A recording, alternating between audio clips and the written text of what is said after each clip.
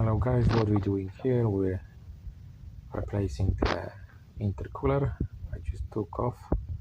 We had the problem with the bumper because not left all bolts, one, the second one here, yeah, you can see.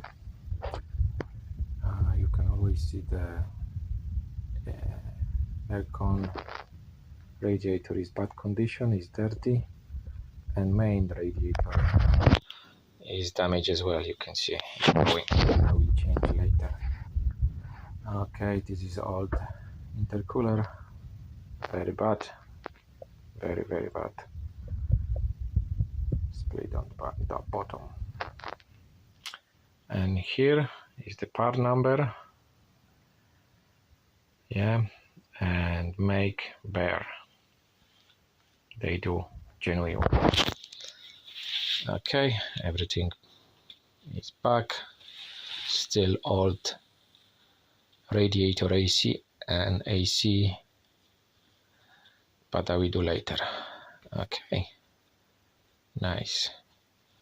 See you later. Bye bye.